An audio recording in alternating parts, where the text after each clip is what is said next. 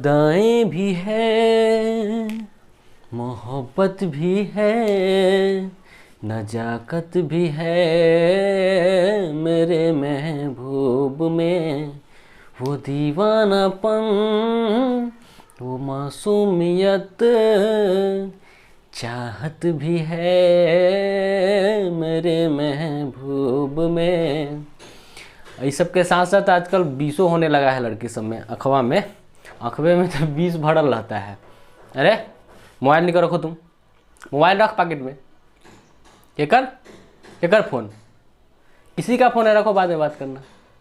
एक तो सवेरे से 7 बार फ़ोन आया, पूजा बोल रहे हैं। अरे कौन पूजा? कभी पूजवा बदलती है, कभी पूजवा मर जाती है, ये भूतू तना है।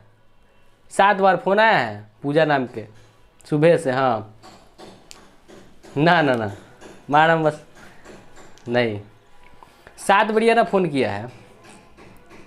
हाँ नहीं, तुम मोबाइल रखो भीतर, मोबाइल अंदर रखो। क्लास के बाद तो 20 लग जाएगा फिर।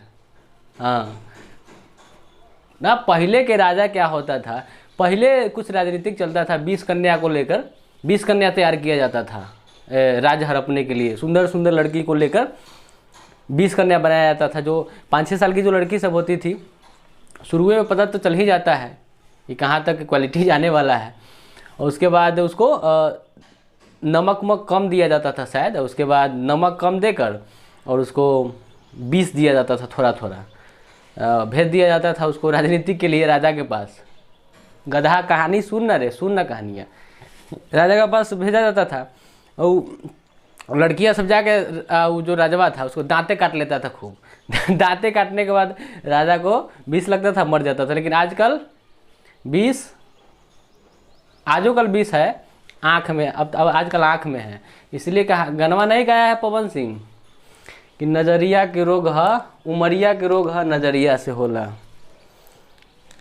चलिए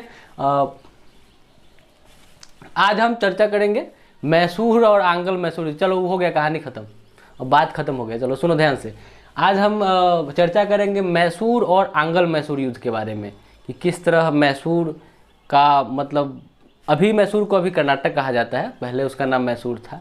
तो किस तरह उसका उद्भव होता है, कहाँ से क्या होते हैं, वो भी हम चर्चा करेंगे। तो आइए देखते हैं। चलिए, तो मैसूर और आंगल मैसूर युद्ध के बारे में जानेंगे कि जब दिल्ली में मुगल वंश का शासन चल रहा होता है। दिल्ली में जब मुगल वंश का शासन चल रहा था, उसी समय भारत के दक्षिणी छोर में जो बहमनी राज है और विजयनगर जो है, इसमें इसका कुछ शासन चलता है। उधर कुछ शासक लोग थे, विजयनगर और बहमनी राज में कुछ शासन चलता है। तो फिर इस दोनों में 1565 में जो है तालीकोटा का युद्ध होता है। और तालीकोटा का युद्ध जो है 1565 में होने के बाद, ठीक है चलो ठीक, बाद में तो 1565 में जो तालीकोटा का युद्ध हुआ, उसमें बहमनी को जीत मिलता है और ये जो विजयनगर था उसका पतन हो जाता है। तो विजयनगर जब पतन हो जाता है, उसी समय दक्षिण में कुछ छोटे छोटे राजवंश का उद्भव होता है। उसी छोटे छोटे राजवंश में मैसूर एक डेवलप उस समय थोड़ा सा था, तो उसका उद्भव हुआ मैसूर का।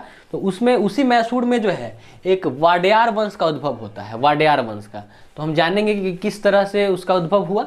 तो उसी समय मैसूर में वाडेयार वंश का उद्भव होता है, ठीक है। मैसूर में वाडेयार वंश का उद्भव होता है। उसका वाडेयार वंश का जो शासक था चिक्का कृष्ण राय।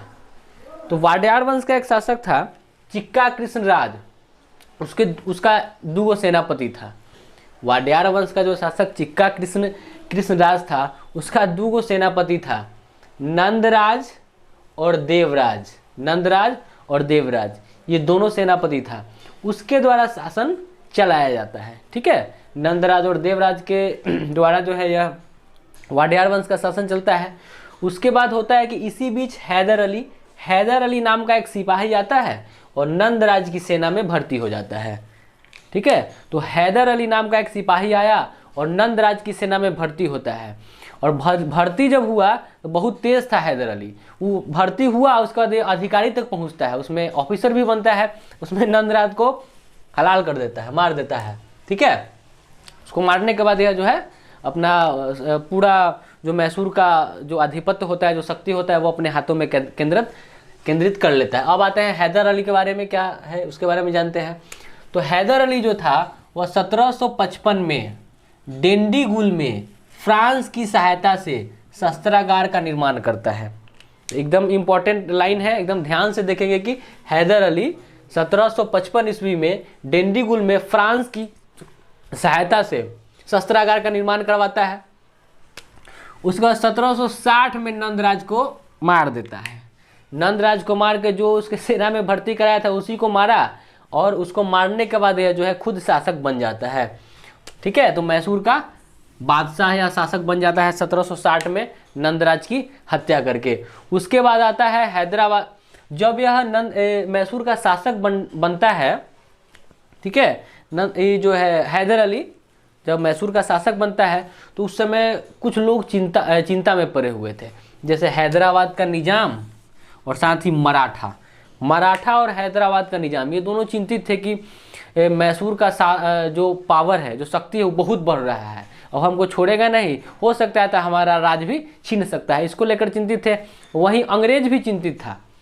अंग्रेज इस बात को लेकर चिंतित था कि उसका भी जो समुद्री मार्ग से, जो समुद्र के रास्ते से जो व्यापार होता था वो दक्षिण में ही था, तो उधर से ही उसका व्यापार होता था। तो उसको लेकर अंग्रेज सोचा कि भाई हमको भी यह बाधा बन सकता है, मैसूर जो है हैदर अली हमको भी बाधा के रूप में यह तैयार हो सकता है। तो इसको ख़त्म करने के लिए, इसी सब को देखते हुए, इसकी तरक्की को देखकर जो है अंग्रेज को लगा कि नहीं, इसको अब रोकना चाहिए, नहीं तो बाधा उत्पन्न करेगा। और इसी सब को देखते हुए 4 आंग्ल मैसूर युद्ध होता है। आंग्ल का मतलब अंग्रेज और मैसूर का मतलब मैसूर का जो शासक था वो था। तो उसके भी 4 आंग्ल मैसूर युद्ध देखने को मिलता है। तो उसका चर्चा हम बाद में करेंगे, अभी फिलहाल हैदर अली के बारे में जानेंगे। हैदर अली का जन्म की बात करें तो 1722 में जन्म होता है हैदर अली का। 1722 में जन्म हुआ, 1782 में मर जाता है द्वितीय आंग्ल युद्ध में। ठीक है, 1722 में जन्म हुआ और 1782 में द्वितीय आंग्ल मैसूर युद्ध में यह मर जाता है। कौन? हैदर अली मर जाता है। जब हैदर अली मरता है तो फिर साम्राज्य चलाने के लिए तो शासक चाहिए। मरने के बाद टीपू सुल्तान आता है, उसका पुत्र था टीपू सुल्तान। 1782 में वह शासक बनता है टीपू सुल्तान। ठीक है, और 1799 में यह भी मर जाता है चौथा आंग्ल मैसूर युद्ध में। ठीक है, तो हम क्या देखें कि इसका हैदर अली जो है उसका जन्म 1722 में देखें। 1782 में मतलब 60 साल, लगभग 60 साल के बाद द्वितीय आंग्ल मैसूर युद्ध में मरा। उसका बेटा आता है 1782 में टीपू सुल्तान। उसको आने के बाद 1799 में चौथा आंग्ल मैसूर युद्ध होता है, उसमें भी वह मारा जाता है। अब आते हैं, और यह बता ही दिए कि मैसूर कहाँ है, भारत के दक्षिणी छोर में, जो कर्नाटक अभी फिलहाल में उसको कहा जाता है, मैसूर को ही कहा जाता है। अब थॉमस जो मुनरो थे, जो थॉमस मुनरो था, वह टीपू सुल्तान को अशांत आत्मा कहा है। यह हमेशा इंपॉर्टेंट क्वेश्चन है और ये पूछा भी जाता है कि टीपू सुल्तान को अशांत आत्मा का संज्ञा किसने दिया था, मतलब अशांत आत्मा का नाम किसने दिया था, तो थॉमस मुनरो था। ठीक है, अब 1787 में टीपू सुल्तान जो है अपने आप को बादशाह घोषित कर लेता है। मरता तो है 1799 में, हम 1787 की बात कर रहे हैं। 1787 में टीपू सुल्तान अपने आप को बादशाह घोषित कर लेता है। श्रीरंगपट्टनम में टीपू ने फ्रांस की सहायता से जैकोबिन क्लब का निर्माण करवाता है। तो जैकोबिन एक क्लब था, क्लब टाइप का था। तो श्रीरंगपट्टनम में टीपू ने फ्रांस की सहायता से जैकोबिन क्लब का निर्माण कराया था। तो हमेशा याद रखिए, जैकोबिन क्लब का निर्माण कौन कराया? टीपू सुल्तान। किसने उनको सहायता किया? तो फ्रांस ने सहायता किया। और उस समय मैसूर का जो राजधानी हुआ करता था वो श्रीरंगपट्टनम ही था। ठीक है, तो इसको हमेशा याद रखेंगे। उसके बाद एक और पूछा जाता है कि स्वतंत्रता का वृक्ष कौन लगाया, तो वो भी टीपू सुल्तान ही लगाया था। स्वतंत्रता का अगर वृक्ष की बात करें तो टीपू सुल्तान ही लगाया था। अब यहाँ तक देखने के बाद अब 1787 तक हमने देखे कि क्या क्या काम उन्होंने किया। ठीक है, टीपू सुल्तान क्या क्या काम किए।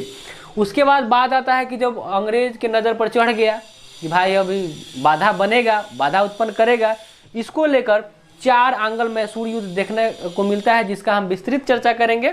देखिए, सबसे पहला जो युद्ध होता है वो 1767 से 1769, ठीक है, 2 साल, 1767 से लेकर 1769, 2 साल जो है यह आंग्ल मैसूर युद्ध चलता है, ठीक है। इसमें मद्रास की संधि होती है। मद्रास की संधि कैसे हुआ कि हैदर अली जो है, हैदर अली वो मराठा और निजाम, ठीक है, हैदराबाद का जो निजाम था, तो जो हैदर अली है वो मराठा और इसका निजाम जो था, हैदराबाद का जो निजाम था, उसको कहा कि भाई तुम मेरा मदद करो, अंग्रेज हमसे लड़ाई करने आया है, उसको चलो दोनों तीनों भाई मिल के उसका हम छक्का छुड़ाते हैं, उसको चल के पीट पाट के बराबर कर देते हैं, उसके लिए तुम दोनों हमारे साथ आ जाओ, उसमें तुमको यही फ़ायदा होगा कि तुम्हारा जो क्षेत्र हम हड़प लिए हैं, जो हमारे कब्जे में है, वो हम तुमको वापस कर देंगे, लेकिन उसके लिए तुमको हमको मदद करना पड़ेगा, अंग्रेज के चल के उसका औकात दिखाना पड़ेगा। तो दोनों मान जाता है कि चलो हमारा क्षेत्र भी मिल जाएगा, और अंग्रेज हैदर अली उस समय मजबूत था ही, तो चलो ठीक है। तो हैदर अली, मराठा और निजाम तीनों मिलकर अंग्रेज को जो है हरा देता है। हैदर अली की जीत होता है और अंग्रेज के लिए एक अपमानजनक जो है संधि होता है। मतलब अपमान इसलिए अंग्रेजों को इतना हुआ क्योंकि 1767-69 की कहानी है। 1764 में जब बक्सर का युद्ध होता है, उस समय तक तो लगभग भारत के 100% क्षेत्रों पर अंग्रेजों का आधिपत्य हो जाता है, लेकिन 67 में जब आता है तो हैदर अली से हार जाता है।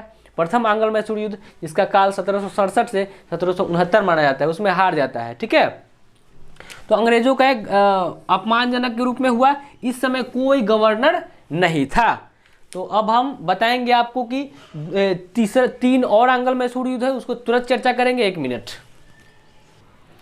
अब चलिए, आंग्ल मैसूर युद्ध पहला तो हो गया, अब दूसरा आंग्ल मैसूर युद्ध होता है। इसका समय 1780 से 1784 माना जाता है, और इसी द्वितीय आंग्ल मैसूर युद्ध में हैदर अली जो है उसको मौत के घाट उतार दिया जाता है, इसमें मार दिया जाता है। तो अब देखते हैं कि मंगलोर, इसमें क्या हुआ था। इसमें मंगलोर की संधि हुई थी। इसमें मंगलोर की संधि हुई थी 1784 में। किसमें? सेकेंड आंग्ल मैसूर युद्ध में। इसमें जो है मंगलोर की संधि हुआ था। इस संधि का कारण था, इसे जो आंग्ल मैसूर युद्ध जो दूसरा हुआ, इसका कारण था कि अंग्रेज जो है वो संधि का उल्लंघन कर दिया। जो मंगलोर की संधि हुई थी उसका यह उल्लंघन कर दिया, अंग्रेजों द्वारा संधि का उल्लंघन। इसको लेकर जो है यह युद्ध छिड़ा, और अंग्रेज के तरफ से जो युद्ध के नेतृत्व करता थे वो आयरकुट थे। जो द्वितीय आंग्ल मैसूर युद्ध में जो अंग्रेज के तरफ से, जो ब्रिटिशर्स के तरफ से जो युद्ध का नेतृत्व कर रहे थे वो आयरकुट थे। और अंततः पोर्टोनोवा का युद्ध होता है 1782 में, और हैदर अली को मार दिया जाता है। ये पोर्टोनोवा का युद्ध 1782 में हुआ, और इसी में जो है वह हैदर अली की मृत्यु हो जाती है। उसका टीपू सुल्तान आते हैं। टीपू सुल्तान जब आते हैं तो कुछ दिन तक यह युद्ध बरकरार रहता है और चलता है, और कुछ दिन के बाद यह युद्ध जो है वह लगभग बराबरी के कगार पे ख़त्म होता है। इसमें ना कोई हारता है और ना ही कोई जीतता है, लेकिन इसमें एक बात है कि गवर्नर के रूप में वारेन हेस्टिंग्स थे। वारेन हेस्टिंग्स जो थे वो गवर्नर के रूप में थे। पहला जो आंग्ल मैसूर युद्ध हुआ था उसमें कोई गवर्नर नहीं था, लेकिन दूसरा जो आंग्ल मैसूर युद्ध हुआ इसमें गवर्नर जनरल के रूप में वारेन हेस्टिंग्स थे। अब आता है तीसरा आंग्ल मैसूर युद्ध। यह 1790 से 92 तक चलता है, 2 साल तक का युद्ध होता है। इसमें श्रीरंगपट्टनम की संधि होती है। यह 92 में हुआ था, 1792 में। तो तीसरा जो आंग्ल मैसूर युद्ध हुआ उसमें कौन सा संधि हुआ? श्रीरंगपट्टनम की संधि हुआ, जो 1792 ईस्वी में हुआ था।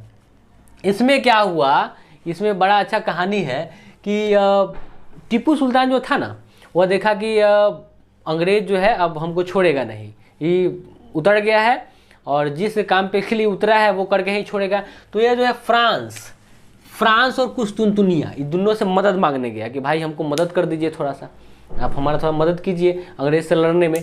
तो यह बतवा अंग्रेज को अच्छा नहीं लगा, वो कहा कि मदद मांगने गया है, रुको हम तुमको बताते हैं। और वह आता है टीपू सुल्तान को जो है इसमें हार का सामना करना पड़ता है, जिसमें हार तो गया लेकिन साथ में क्या था कि 3 करोड़ का जुर्माना, आधा राज और 2 पुत्र को भी बंदी बना लेता है। देखिए इसमें अंग्रेज जीता कैसे आखिर, उस अंग्रेज आखिर अकेले था कि कुछ लोग और उसमें शामिल थे। यही हुआ रावण और विभीषण वाली कहानी कि अपना ही जो है लोग जो है लोग कोई भी जो आदमी है दुनिया में वो सब जगह से जीत के आ जाएगा, लेकिन घरवे में घर वाला से ही हारना पड़ता है। मैक्सिमम घर में आपको यही देखने को मिलेगा। तो यह टीपू सुल्तान हारा कि अंग्रेज जो है, अंग्रेज मिल गया था, अंग्रेज से 2 आदमी मिल गया था। कौन कौन मिला था हम आपको बता दें। एक आपका था मराठा और निजाम, ये दोनों मिल गया था। मराठा और निजाम जो है अंग्रेज के पक्ष में आ गया और उसका मदद कर दिया टीपू सुल्तान को हराने के लिए कि चलिए हम आपका मदद करते हैं। मदद करने के बाद टीपू सुल्तान का हार हुआ। इसमें जो है ये दोनों को भी फायदा हुआ थोड़ा सा। अंग्रेजों से तो बहुत तेज न था, कहा कि चलो हमारा मदद करो। मदद किया तो कहा कि तुमको कुछ वापस, तुमको कुछ हम देंगे, तुमको कुछ फ़ायदा दिया जाएगा। तो इसको ऐसा न क्षेत्र दिया, इसको भी कुछ क्षेत्र मिला, साम्राज्य का कुछ जगह मिला, कुछ राज्य मिला।